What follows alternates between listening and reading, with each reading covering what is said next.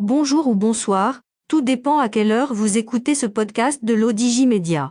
Notre chroniqueur invité, Aziz Bousseta, partage son avis et ses réflexions dans un article qu'il a intitulé « Le genou d'Aziz Akanouche ». Alors écoutons-le dans ce podcast. L'auteur démarre son article ainsi. Ils étaient des centaines de milliers, voire des millions, à suivre cet instant spécial du mois de Ramadan, en l'occurrence la prière de la nuit du destin. Traditionnellement, le 26e jour de ce mois, le roi, en sa qualité de commandeur des croyants, accomplit sa prière, tantôt à Casablanca, tantôt à Rabat, ou ailleurs, dans la plus grande solennité. Cette année, l'événement qui aura retenu les regards et marqué les esprits est la posture inhabituelle et l'état de santé du chef du gouvernement Aziz Akanouche, peinant à accomplir les gestes rituels, à proximité du roi. Cela a donné lieu à divers commentaires. Et le plus gênant furent ces commentaires acerbes, parfois même venimeux, moqueurs, sarcastiques ou imprécatoires qui ont aussitôt empli les réseaux sociaux.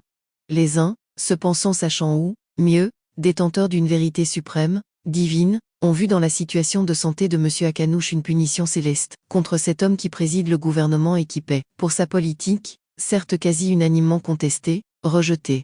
D'autres se sont délectés de la vue de cet homme, qui souffrait visiblement le martyre, mais qui a tenu à faire le job et à assurer sa présence jusqu'au bout, avant de rentrer chez lui et non à l'hôpital, comme il a été rapporté ici et là. Il aurait pu se faire porter pâle, pour l'excellente raison d'un genou malade, et donc d'un problème de structure et de mobilité, mais il était là. L'auteur poursuit son article ainsi.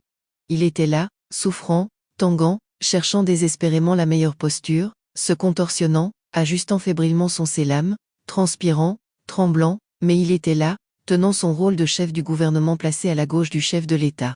Il faut lui en savoir gré. Et précisément, et c'est rassurant, après une montée des sarcasmes, des imprécations et autres anathèmes, les internautes se sont repris et, très vite, les messages de compassion ont afflué, puis inondé les réseaux. Et c'est ainsi qu'est cette âme marocaine, fondée et bâtie sur le respect de l'autre, d'abord et avant tout. C'est pour cela que dès notre plus jeune âge, nous avons appris à ne pas nous moquer de plus faibles que soi, de ne pas railler les malheurs des autres. Un peu de fatalité, un zeste de foi, beaucoup d'éducation. C'est pour cette raison aussi que la caricature n'est pas, ou alors très peu, tolérée dans ce pays. Les dessins sarcastiques ne sont pas des caricatures, mais de simples illustrations drôlatiques, mais nullement injurieuses. Amplifiant le défaut physique d'un personnage public n'est pas inscrit dans nos mœurs, pas plus dans les médias que sur la toile. L'auteur précise sa pensée ainsi. Néanmoins, le respect dû aux personnes ne doit pas pour autant n'être tributaire que des postures ou croyances religieuses. Il doit également concerner les condamnations faciles contre les personnages politiques. Notre opinion publique est, plus grave, nombre de commentateurs ou d'internautes versent avec facilité dans l'insulte ou l'accusation, non étayée et encore moins prouvée, fondée sur le on-dit ou les non-dits. Il faut dire que la longue histoire de l'impunité, qui se prolonge encore et bien malheureusement aujourd'hui, trace le chemin à ces attaques du type « cheffard »,« voleur » ou tout simplement « marre »,« âne »,« imbécile », contre tel responsable politique, dont on ne connaît par ailleurs pas grand-chose. Et cela est bien regrettable. L'auteur affirme ainsi. Alors oui, l'inflation a été mal gérée et les soupçons de connivence et ou de malgouvernance peuvent être fondés.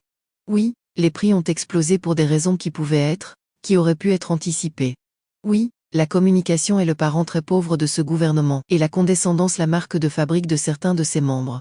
Mais insulter tout ce monde ne sert pas plus l'avancée de ce pays que le respect que nous avons pour nous-mêmes.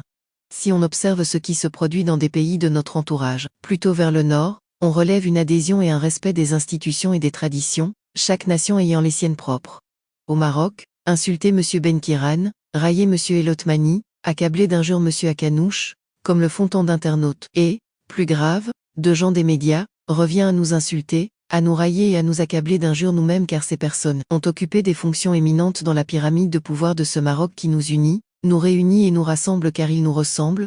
L'auteur conclut son article ainsi. Alors prompt et total rétablissement aux personnes malades, civilité pour nos responsables politiques et adhésion à nos institutions, en souhaitant que ces mêmes institutions se montrent, quant à elles, à la hauteur de leurs responsabilités, engagement et mission.